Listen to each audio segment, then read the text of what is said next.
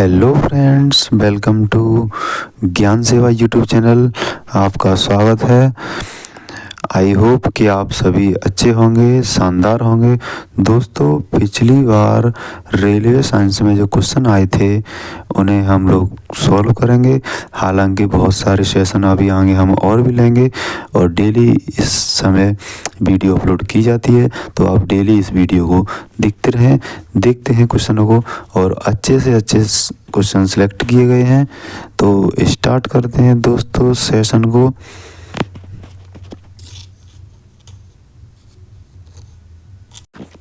दोस्तों, इस चैनल पर रेलवे की जितनी भी साइंस है 2024 में जो इम्पोर्टेंट क्वेश्चन होंगे सभी मैं इसमें डिस्कस करूंगा, चाहे वो ग्रुप डी हो, चाहे वो एनटीपीसी हो, चाहे वो एएलपी हो, जेई हो, आरपीएफ हो, पैरामेडिकल हो। तो पहला क्वेश्चन स्टार्ट करते हैं। पहला क्वेश्चन है आपका,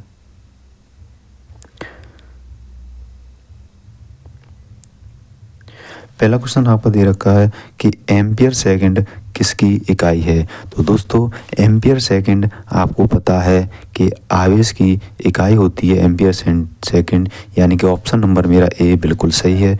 आपने सूत्र याद किया होगा, Q बराबर IT। यहाँ पर Q क्या है? Q आपका आवेश है, I क्या है? I आपकी धारा है और T क्या है? T आपका समय है। यानी कि इस क्वेश्चन का ऑप्शन नंबर 1 मेरा सही होगा। नेक्स्ट क्वेश्चन है कि गैलन सामान्यतः इस्तेमाल किया जाता है। जो गैलन है वो आपके आयतन की माप के रूप में इस्तेमाल किया जाता है, यानी कि ऑप्शन नंबर मेरा सी बिल्कुल सही होगा। और हम आपको बता दें कि एक गैलन में 3.785 लीटर होता है। एक गैलन में 3.785 लीटर होता है। इस बात का भी आप ध्यान रखें। नेक्स्ट क्वेश्चन है, अगला क्वेश्चन है कि अनौपचारिक रूप से खगोलीय दूरी को व्यक्त करने के लिए लंबाई की कौन सी इकाई का प्रयोग किया जाता है। तो वो है आपकी प्रकाश वर्ष, यानी कि ऑप्शन नंबर मेरा सी बिल्कुल सही होगा। प्रकाश वर्ष इसका राइट आंसर होगा। और आपको बता दें कि एक जो प्रकाश वर्ष होता है वो 9.46 इंटू 10⁻⁻15 आपकी 15 मीटर होता है। ये आपका एक प्रकाश वर्ष होता है। अगर एक प्रकाश वर्ष का आपको पूछ ले मीटर में, तो आपको बताना है कि 9.46 इंटू 10⁻15 मीटर। नेक्स्ट क्वेश्चन है, रेजिस्टेंस की यूनिट क्या है। तो रेजिस्टेंस की यूनिट मैंने आपको पहले क्वेश्चन जो कराए उसमें भी बताया था। रेजिस्टेंस की आपकी यूनिट होती है ओम। ओम रेजिस्टेंस की यूनिट होती है। इसके संबंधित और भी मैं बता दूं कि विद्युत धारा का मात्रक आपका एम्पियर होता है, जबकि शक्ति का मात्रक आपका वाट होता है, जबकि प्रतिरोध आपको बता दिया ओम होता है, जबकि विभवांतर का मात्रक आपका वोल्ट होता है। तो यानी कि इस क्वेश्चन का ऑप्शन नंबर सी बिल्कुल सही होगा। अगला क्वेश्चन है आपका, जो कि बहुत ही इम्पोर्टेंट क्वेश्चन है। जैसा कि आप देख रहे होंगे कितनी बार पूछा गया है, आप देख रहे होंगे बहुत ही इम्पोर्टेंट क्वेश्चन है कि दबाव की एसआई इकाई क्या है। दबाव बोलें या प्रेशर बोलें, बात एक ही है। तो दबाव की एसआई इकाई होती है आपकी न्यूटन प्रति मीटर स्क्वायर। क्या होती है? न्यूटन प्रति मीटर स्क्वायर, यानी कि ऑप्शन नंबर मेरा सी बिल्कुल सही होगा। न्यूटन प्रति मीटर स्क्वायर या न्यूटन प्रति वर्ग मीटर स्क्वायर। अगर हम इसके फॉर्मूले की बात करें दाब होता है प्रेशर, दाब बराबर बल अपॉन क्षेत्रफल, यानी कि F/A। दाब बराबर बल अपॉन क्षेत्रफल इसका फॉर्मूला होता है। अगला क्वेश्चन है, खाली स्थान दे रखा है, पृथ्वी से लेकर सूर्य तक की अनुमानित दूरी की लंबाई की यूनिट क्या होती है। तो मैंने आपको अभी बताया था, वो होती है आपकी एस्ट्रोनॉमिकल यूनिट, यानी कि option number B astronomical unit पृथ्वी से लेकर सूर्य तक की अनुमानित दूरी को मापा जा सकता है, यानी कि ऑप्शन नंबर मेरा इसका बी सही होगा। इसको हिंदी में खगोलीय दूरी भी बोलते हैं, और एक खगोलीय दूरी होता है, अगर हम एक खगोलीय दूरी को मीटर में बताएं तो बताने हैं 1.495 इंटू 10⁻11 मीटर। ये आपका एक खगोलीय दूरी मीटर में व्यक्त होगी। नेक्स्ट क्वेश्चन है कि बल की इकाई क्या है। तो बल की इकाई आप जानते हैं किलोग्राम मीटर प्रति सेकंड स्क्वायर होता है। किलोग्राम मीटर प्रति सेकंड स्क्वायर होता है। अगर हम इसको सेकंड को ऊपर ले जाएंगे तो माइनस का होगा, यानी कि ऑप्शन नंबर कौन सा होगा? ऑप्शन नंबर मेरा बी बिल्कुल सही होगा, किलोग्राम मीटर सेकंड की घात -2। अगला क्वेश्चन है बल यानी कि फोर्स की यूनिट क्या है। तो आप बता देंगे क्या है। इसकी यूनिट है आपकी न्यूटन। ऑप्शन नंबर आपका बी बिल्कुल सही होगा। और ताप का मात्रक होता है आपका केल्विन, जबकि बल का मात्रक मैंने बता दिया न्यूटन। वहीं दाब का मात्रक होता है पास्कल। वहीं विद्युत धारा का मात्रक होता है आपका वोल्ट, यानी कि इस क्वेश्चन का ऑप्शन नंबर बी आपका सही होगा। अगला क्वेश्चन है कि निम्न में से कौन सी मात्रा और उसकी एसआई इकाई सही रूप से सुमेलित नहीं है। तो पहला देखते हैं, फ्रिक्वेंसी हर्ट्ज में ही नापी जाती है, और आपका मैग्नेटिक जो फ्लक्स होता है, जो आपको मैग्नेटिक फ्लक्स होता है, उस मैग्नेटिक फ्लक्स को हम वेबर में नापते हैं, ना कि टेस्ला में, यानी कि यही मेरा सुमेलित नहीं है, यानी कि ऑप्शन नंबर बी मेरा बिल्कुल सही होगा। ऑप्शन नंबर मेरा बी बिल्कुल सही होगा, क्योंकि मैग्नेटिक फ्लक्स का मात्रक होता है वेबर। क्या होता है? वेबर, ना कि टेस्ला। और वहीं आपका प्रेशर का जो दाब होता है उसका मात्रक पास्कल होता है, सही है। और इलेक्ट्रिक इंडक्शन का मात्रक क्या होता है? सीमेंस, यानी कि सही है। यानी कि इसमें कौन सा ऑप्शन सही नहीं है? वो है बी, यानी कि बी इसका राइट आंसर। अगला है कि विस्थापन की एसआई इकाई क्या है। तो विस्थापन की आपकी एसआई इकाई होती है मीटर, यानी कि ऑप्शन नंबर आपका ए बिल्कुल सही है। अगला क्वेश्चन है विभवांतर की एसआई इकाई क्या है। विभवांतर की एसआई इकाई क्या है। तो विभवांतर की एसआई इकाई होती है वोल्ट, यानी कि ऑप्शन नंबर मेरा सी बिल्कुल सही है। विभवांतर की एसआई इकाई वोल्ट होती है। आवेश का मात्रक आपका कूलाम होता है, जबकि शक्ति का मात्रक आपका वाट होता है, और ऊर्जा का मात्रक आपका जूल होता है, यानी कि इस क्वेश्चन का ऑप्शन नंबर सी सही होगा।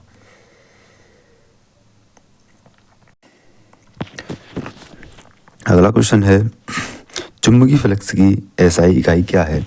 तो चुंबकीय फ्लक्स की एसआई इकाई होती है वेबर, जो कि हम पिछले क्वेश्चन में भी कर चुके हैं।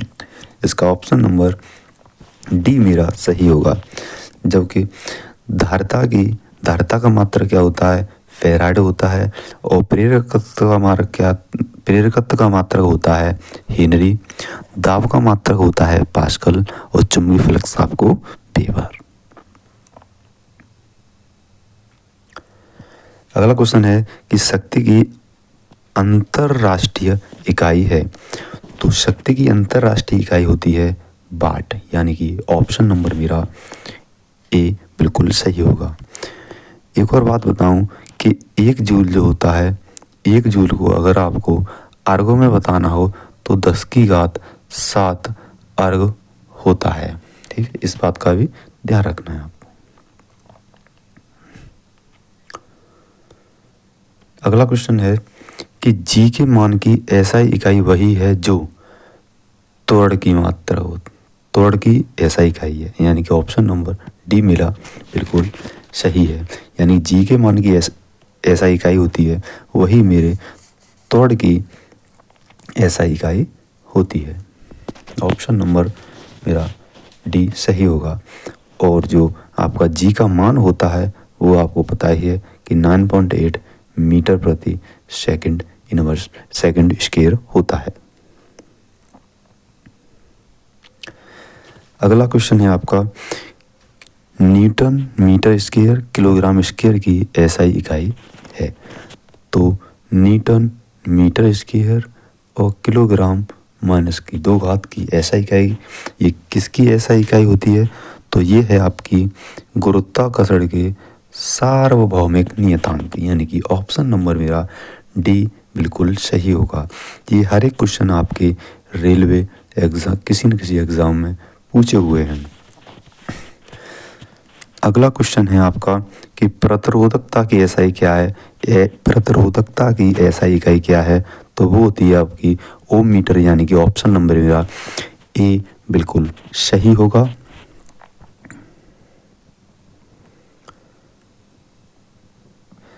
अगला क्वेश्चन है कि भार की एसआई इकाई के बराबर है, यानी खाली स्थान पर कौन सा रखें? भार की एसआई इकाई और बल की एसआई इकाई दोनों क्या होती हैं?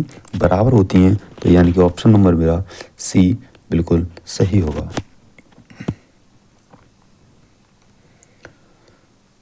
अगला क्वेश्चन है कि खाली स्थान चाल की अंतरराष्ट्रीय एसआई इकाई है। तो चाल की अंतरराष्ट्रीय इकाई है आपकी मीटर प्रति सेकंड, यानी कि ऑप्शन नंबर मेरा ए बिल्कुल सही होगा। अगला है कि निम्न में से किन 2 राशियों की इकाई एक ही है, यानी कि ऐसी कौन सी 2 राशि हैं जिनकी इकाई एक ही है?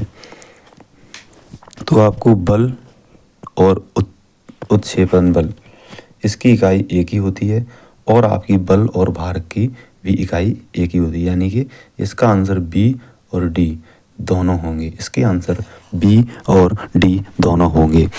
ये ग्रुप डी में पूछा हुआ क्वेश्चन है, यानी कि इसका ये ऑप्शन गलत दे दिए हैं, या इसका नंबर हर किसी को दिया गया था। इसके 2 ऑप्शन राइट होंगे, बी और डी।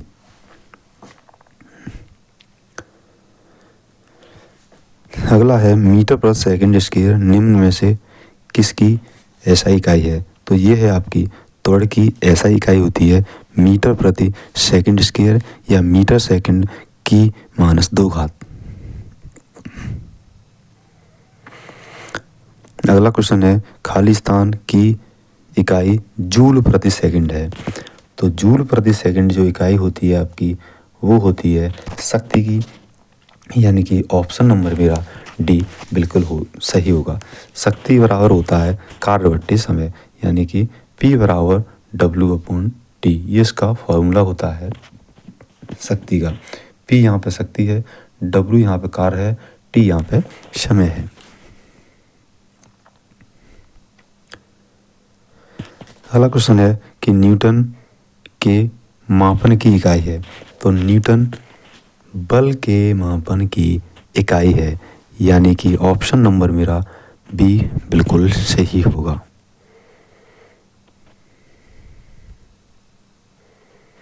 अगला क्वेश्चन है खाली स्थान की एसआई इकाई न्यूटन है, यानी कि इसमें से कौन सी इकाई है जो कि न्यूटन हो? आपको ऑप्शन से बताने हैं, यानी कि वजन और बल इनकी एसआई इकाई क्या होती है? न्यूटन होती है, यानी कि ऑप्शन नंबर मेरा बी बिल्कुल सही होगा। अगला क्वेश्चन है विद्युत धारा की एसआई इकाई क्या है? विद्युत धारा की एसआई इकाई है आपकी एम्पियर, जो कि रेलवे ने लगातार 3 बार पूछा हुआ है, यानी कि ऑप्शन नंबर मेरा सी बिल्कुल सही होगा। और बता दें विद्युत धारा जो होती है आई बराबर होती है Q/T, यानी कि विद्युत धारा बराबर आवेश/समय। अगला क्वेश्चन है खाली स्थान की एसआई इकाई एम्पियर है। ऑप्शन से बतानी है कि किसकी इकाई एम्पियर है? तो आपकी विद्युत धारा की एसआई इकाई क्या होती है? एम्पियर होती है। ऑप्शन नंबर मेरा सी बिल्कुल सही होगा। अगला क्वेश्चन है कि खाली स्थान की एसआई इकाई वोल्ट है। तो वोल्ट किसकी ऐसा इकाई होती है? वो होती है विभवांतर की, यानी कि ऑप्शन नंबर मेरा डी बिल्कुल सही होगा। और विभवांतर बराबर होता है प्रतिरोध गुणा विद्युत धारा, यानी कि V बराबर ये का विभवांतर हो गया और प्रतिरोध आपका R होता है और विद्युत धारा आपकी I होती है। V बराबर RI या V बराबर IR इसका विभवांतर का फॉर्मूला होता है।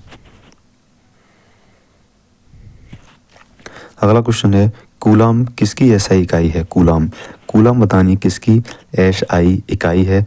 तो ये होती है विद्युत आवेश की, यानी कि ऑप्शन नंबर डी मेरा बिल्कुल सही होगा। विद्युत आवेश की एसआई इकाई कूलाम होती है।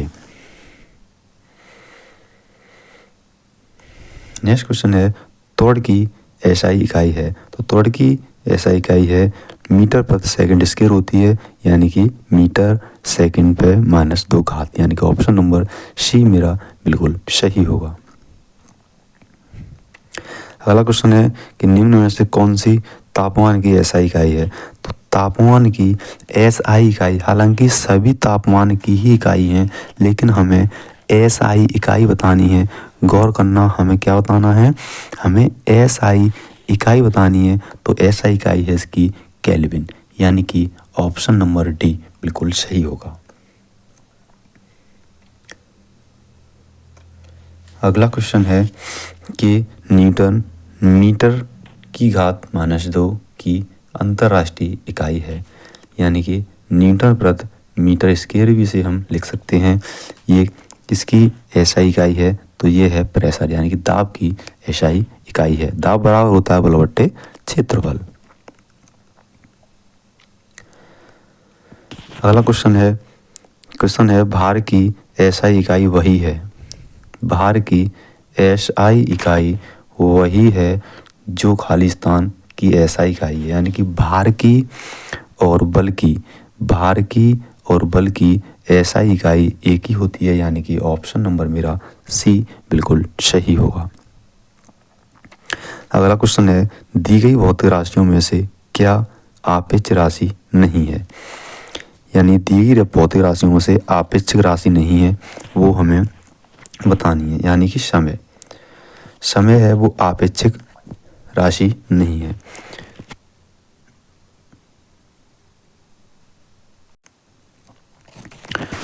यानी कि समय भौतिक राशियों में सापेक्ष राशि नहीं है, क्योंकि समय किसी अन्य भौतिक राशि पर निर्भर नहीं करता है और बाकी तीनों ऑप्शन निर्भर करते हैं।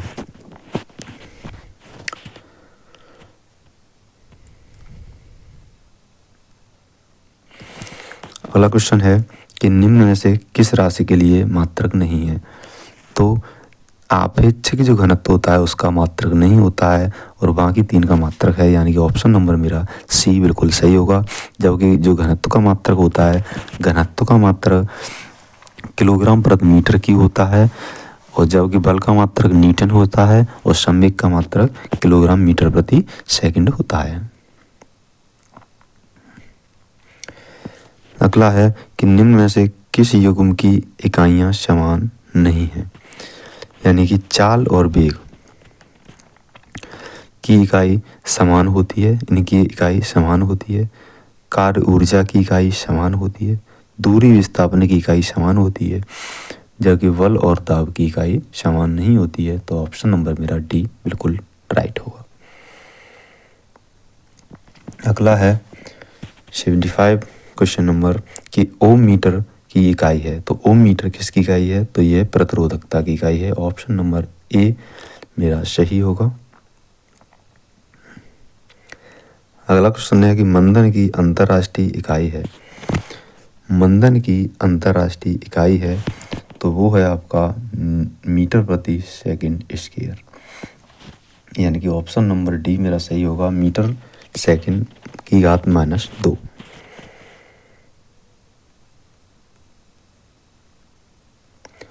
अगला क्वेश्चन है निम्न में से किस युग्म की ऐसा इकाई समान है? ऑप्शन दिए गए उनमें से समान बतानी है, तो आपकी कार्य और ऊर्जा की इकाई समान होती है। ऑप्शन नंबर डी सही होगा। और जो कार्य की जो विमा होती है, अगर कार्य की विमा पूछ ले तो mL/t-2 कार्य की विमा होती है। अगला क्वेश्चन है 1 पास्कल है। जो 1 पास्कल होता है वो 1 न्यूटन प्रति मीटर स्क्वायर के बराबर होता है, यानी कि ऑप्शन नंबर मेरा ए ऑप्शन बिल्कुल सही होगा। नेक्स्ट क्वेश्चन, निम्न में से निम्नलिखित का सही मिलान करिए। मुझे इसका सही मिलान करना है, यानी कि जो वाट है, जो वाट होता है आपका, वाट आपका न्यूटन मीटर, यानी कि न्यूटन प्रति लगा दिया, जो वाट होता है आपका न्यूटन मीटर प्रति सेकंड, यानी कि ये होता है जो यहाँ पे दे रखा है न्यूटन मीटर प्रति, यहाँ ये मिसप्रिंट है क्वेश्चन की, सही मैं लगा दूं कि न्यूटन मीटर प्रति सेकंड होगा, यानी कि पहला ऑप्शन ये होगा, ना कि न्यूटन मीटर, यानी नैनोमीटर यहाँ पे गलत है, यहाँ नैनोमीटर ना करके न्यूटन मीटर प्रति सेकंड करोगे तब ये इसका मिलान होगा 1 से। 1 किलोवाट होता है वो मेरे 1000 वाट के बराबर होता है, और 1 किलोवाट घंटा आपके यानी कि 3.6 × 10⁻6 जूल के बराबर होता है, और बचा 1 हॉर्स पावर इसके बराबर होता है। तो ऑप्शन नंबर मेरा कौन सा मिलान कर रहा है? ऑप्शन नंबर मेरा ए मिलान कर रहा है। इसमें ये सुधार लीजिएगा, ये इसमें मिसप्रिंट है नैनोमीटर ना होके यहाँ न्यूटन मीटर प्रति सेकंड करना है।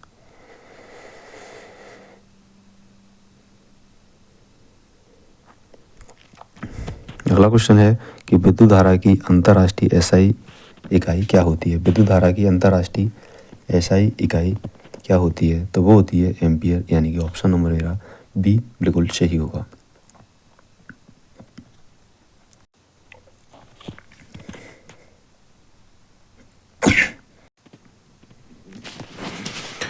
तरंग दैर्घ्य का एसआई मात्रक क्या होता है? तरंग दैर्घ्य का एसआई मात्रक होता है मीटर। तरंग दैर्घ्य को मीटर में नापते हैं, यानी कि ऑप्शन नंबर मेरा डी बिल्कुल सही होगा। नेक्स्ट क्वेश्चन है, किसी पदार्थ की मात्रा को मापने के लिए निम्नलिखित में से किस इकाई का उपयोग किया जाता है? तो किसी पदार्थ की मात्रा को मापने के लिए हमें मोल की इकाई का उपयोग किया जाता है। ऑप्शन नंबर मेरा बी बिल्कुल सही होगा। नेक्स्ट क्वेश्चन है, इनमें से कौन सा एसआई इकाई में मोल का प्रतीक है? तो मोल का प्रतीक होता है MOL, यानी कि ऑप्शन नंबर बी राइट होगा। अगला क्वेश्चन है, विद्युत ऊर्जा व्यय का वाणिज्य मात्रक क्या है? विद्युत ऊर्जा व्यय का वाणिज्य यानी कि वाणिज्य मात्रक क्या है? तो ये होता है आपका किलोवाट घंटा, यानी कि ऑप्शन नंबर मेरा ए बिल्कुल सही होगा। किलोवाट घंटा इसका राइट आंसर होगा।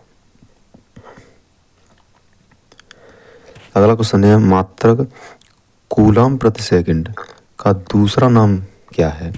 यानी कूलम प्रति सेकंड का दूसरा नाम आपका एम्पियर होता है, यानी कि ऑप्शन नंबर मेरा बी बिल्कुल सही होगा। एम्पियर का दूसरा नाम होता है कूलम प्रति सेकंड।